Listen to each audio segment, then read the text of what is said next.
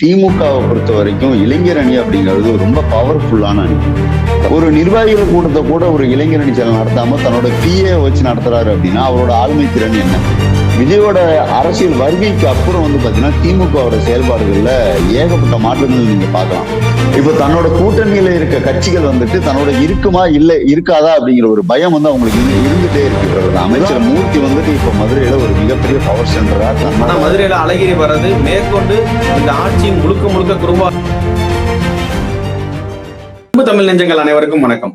ஒரு பக்கம் திமுக ஆட்சியில மக்கள் தான் அவதிப்பட்டு இருக்காங்கன்னா, இப்ப திமுக தொண்டர்களும் சரி இல்ல அங்க இருக்கிற நிர்வாகிகளும் ரொம்ப கஷ்டப்படுறாங்கன்னு தான் தெரிய வருது. என்ன காரணம்? அதை பத்தின விஷயங்கள் நம்மளோட பேசுறதுக்கு இணைஞ்சிருக்காரு ராஜீவ். வணக்கம் ராஜீவ். வணக்கம் ஹரி. ராஜீவ், நமக்கு வந்த செய்தி என்னன்னாக்கா, உதயநிதி ஸ்டாலின் அவர் இளைஞரணி செயலாளர் இருந்துமே அதோட பொறுப்புகளை தட்டி கழிச்சிட்டு இருக்காரு தான் நமக்கு செய்தி வந்துட்டு இருக்கு. அதை பத்தின செய்திகளை மக்களுக்கு சொல்லுங்க ராஜீவ். அதாவது சரி, இப்போ எத்தனை கட்சிகள் தமிழ்நாட்டுல இருந்தாலும் அது திமுகவை பொறுத்த வரைக்கும் இளைஞர் அணி அப்படிங்கிறது ரொம்ப பவர்ஃபுல்லான அணி. அதாவது கிட்டத்தட்ட ஒரு மாவட்டத்திலே இளைஞர் அணி செயலாளர் இருக்காரு அப்படின்னா அவர் கிட்டத்தட்ட ஒரு மாவட்ட செயலாளருக்கான பவர் அவருக்கு இருக்கும். ஏன்னா அது இதுக்கு முன்னாடி இப்போ தற்போதைய முதல்வர் மு.க.ஸ்டாலின் அவர்களுக்காக உருவாக்கப்பட்ட பதவி தான் அந்த இளைஞர் அணி செயலாளர் பதவி அப்படிங்கிறது. ஏன்னா அவரோட அடுத்த கட்ட தலைவர் அவரை கட்டமைக்கிறதுக்காக உருவாக்கப்பட்ட பதவி அது. இப்போ அந்த இடத்துல இப்போ அடுத்த முதல்வரா பார்க்கப்படுகிற உதயநிதி ஸ்டாலின் அவர்கள் இருக்காரு. ஆனா உதயநிதி ஸ்டாலின் அவர்கள் அந்த பொறுப்பை அவர் உணர்ந்து செயல்படுறதா அப்படின்னா நமக்கு ஒரு மிகப்பெரிய கேள்விதான் உண்டாகுது. ஏன் அப்படின்னா இப்போ சமீபத்துல அன்பகத்துல நடந்த ஒரு இளைஞரணி ஆலோசனை கூட்டத்தை உதயநிதி ஸ்டாலின் நடத்தாம அவரோட பிஏ செந்தில் அவர்கள் தான் நடத்திருக்காரு. கிட்டத்தட்ட ஒரு 40 நிர்வாகிகள் கலந்துட்டு இருக்காங்க. அந்த 40 நிர்வாகிகளையும் ஆலோசனை கூட்டம் அப்படிங்கிற பேர்ல கூப்பிட்டு நடத்தினது அவரோட பிஏ செந்தில் தான் அப்படிங்கிறப்ப அந்த இடத்துல நம்மளுக்கு என்ன கேள்வி வருது அப்படின்னா, ஒரு நிர்வாகிகள் கூட்டத்தை கூட ஒரு இளைஞரணி செயல் நடத்தாம தன்னோட பிஏ வச்சு நடத்துறாரு அப்படின்னா அவரோட ஆளுமை திறன் என்ன? அந்த அணி எப்படி செயல்படும் அப்படிங்கிறத நம்ம கேள்வி வருது. சரி ராஜு, இப்படி அவர் இளைஞரணி செயலாளராக செயல்படாம அவர் டிஸ்டர்ப் ஆகிற காரணம் ஒண்ணு விஜயோட வருகையா இல்ல வேற என்ன காரணம் ராஜு? இல்ல, இதுல நம்ம முக்கியமா பார்க்க வேண்டியது விஜயோட வருகையுமே நம்ம பார்க்க வேண்டியதா இருக்கு. ஏன் அப்படின்னா விஜயோட அரசியல் வருகைக்கு அப்புறம் பாத்தீங்கன்னா திமுகவோட செயல்பாடுகள்ல ஏகப்பட்ட மாற்றங்கள் நீங்க பார்க்கலாம். ஏன் அப்படின்னா இப்போ நேத்து முதல்வர் ஸ்டாலின் அவர்கள் வெளியிட்ட ஒரு போட்டோ இருக்கும். அந்த போட்டோல விஜய் அவர்கள் தன்னோட ரசிகர்களை பாக்குறப்ப எடுக்கிற செல்ஃபி இருக்கும். அதுல ரசிகர் படை பின்னாடி இருக்கு. அவர் ஒரு செல்ஃபி எடுத்து போடுவார். அதே மாதிரி தானும் எடுக்கிற மாதிரி ஒரு போட்டோ எடுத்த போட்டு அவரு தான் மொக்க வாங்கிட்டு போனாரு. இந்த பதட்டத்திலேயே இவங்க தன்னோட செயல்பாடுகள்லாம் மறந்துட்டு மத்த விஷயங்கள்ல கவனம் செலுத்துறாங்களோ அப்படிங்கறதுதான் எனக்கு தோணுது. அப்ப ராஜு, முதல்வரும் சரி மத்த அமைச்சர்களும் மக்களுக்கு உண்டான வேலைகளை செய்யாம மத்த கட்சிகள் என்ன பண்ணிட்டு இருக்காங்க, அவங்களுக்கு எப்படி எதிர்வினை ஆட்டலாங்கிறத பாத்துட்டு இருக்காங்களா?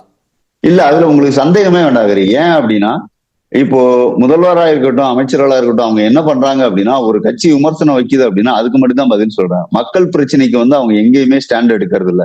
இப்போ சமீபத்துல அரிட்டாப்பட்டியில நடந்த ஒரு பிரச்சனை கூட அது மக்களால் நடந்த பிரச்சனை, அது மக்களுக்காக கிடைத்த வெற்றி தான்.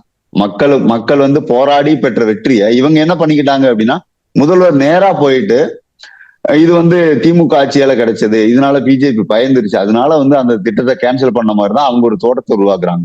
இவங்க ஆரம்பத்துல இருந்து என்ன பண்றாங்கன்னா ஒரு விளம்பர ஆட்சியை மட்டும்தான் பண்ணிக்கிட்டு இருக்காங்க. அதையும் தாண்டி இவங்க என்ன பண்றாங்க அப்படின்னா, ஒரு எதிர்கட்சி வருது அப்படின்னா அந்த கட்சியால நமக்கு அடுத்து வர எலெக்ஷன்ல என்ன பாதிப்பு உண்டாகும் அப்படின்னு தான் பார்ப்பாங்க. இப்ப அவங்களுக்குள்ள என்ன ஆயிடுச்சு அப்படின்னா ஒரு இன்செக்யூரிட்டி ஃபீலிங் வந்துருச்சு. இப்ப தன்னோட கூட்டணியில இருக்க கட்சிகள் தன்னோட இருக்குமா இல்ல இருக்காதா அப்படிங்கிற ஒரு பயம் அவங்களுக்கு இருந்துட்டே இருக்கு. உதாரணம் விசி. இப்போ விசிகால இருந்து வெளியே போன ஆதவ அர்ஜுனா இப்போ தாவேக்காவுக்கு போயிருக்காரு. அவருக்கு ஒரு தேர்தல் ஆலோசனை குழு பொதுச் செயலாளர் அப்படிங்கிற ஒரு புது பதவியை விஜய் உருவாக்கி கொடுத்திருக்காரு. கிட்டத்தட்ட அது ஒரு பொதுச் செயலாளர் அப்படிங்கிற பதவி. இந்த இடத்துல அவரு பதவி வாங்கினமாய் அவர் நேரா போய் சந்திக்கிறதுமே தான் வெளியே விட்டு போன விசிகாவோட தலைவர் திருமாவளவன் தான். அந்த இடத்துல திமுகவுக்கு என்ன பயம் வருது அப்படின்னா, ஒருவேளை விசிகா தன்னை விட்டு வெளியேறி தாவேக்காவோட கூட்டணி அமைச்சிருமோ அப்படிங்கிற பயம் இருக்கு. அதையும் தாண்டி மார்க்சிஸ்ட் கம்யூனிஸ்ட் கட்சியும் திமுகவுக்கு எதிரான பேச்சுக்கள் மட்டும்தான் அதனோட தலைவர்கள்ட்ட இருந்து வந்துட்டே இருக்கு. அப்போ இந்த இன்செக்யூரிட்டி ஃபீலிங் வர்றப்ப அவங்க என்ன பண்றாங்க அப்படின்னா, ஆரம்பத்துல இருந்தே அவங்க மக்கள் பிரச்சனை கண்டுக்கிறது இல்லை. இப்ப சுத்தமாய மக்கள் பிரச்சனை கண்டுக்காம எதிர்கட்சிகளுக்கான வேலையை மட்டும்தான் பாக்குறாங்க. அதையும் தாண்டி தன்னோட கட்சி நிர்வாகத்தையுமே பார்க்காம தன்னோட பிஏ வச்சு பாக்குறது, இல்ல அவங்க கீழே வர நிர்வாகிகளை வச்சு பாக்குறத மட்டுமே பாத்துக்கிட்டு இருக்காங்க.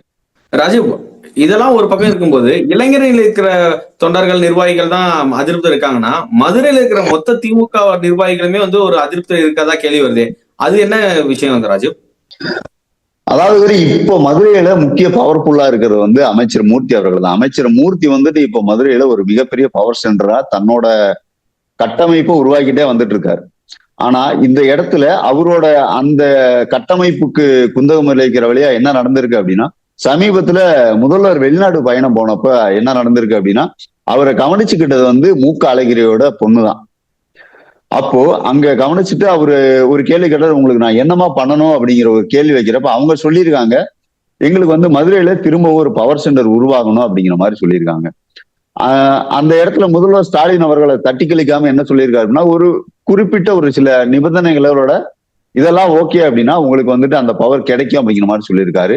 இப்ப அவங்களும் அதுக்கு ஒத்துக்கிட்டாங்க. இப்ப திரும்பவும் அழகிரியோட ஆதிக்கம் வந்துட்டு மதுரையில செலுத்துறப்ப இப்போ அதற்கு அடுத்த வரிசையில இருக்க மூர்த்தியோட பவர் சென்டர்லாம் சுத்தமா காலியாகிற மாதிரி இருக்கும். இப்போ இத்தனை வருஷமா கிட்டத்தட்ட ஒரு 10 வருஷமா அழகிரி இல்லாத காலத்துல மதுரையில கட்சியை வளர்க்கறதுக்காக அவங்களோட உழைப்பு பூரா வீணாகி அவங்க திரும்பவும் ஓரங்கட்டப்படுற சூழ்நிலை உருவாக போகுது. இதை வந்து எப்படி அவங்க எதிர்கொள்வாங்க அப்படிங்கிறத வரும் காலங்களை தான் நம்ம பார்க்க முடியும்.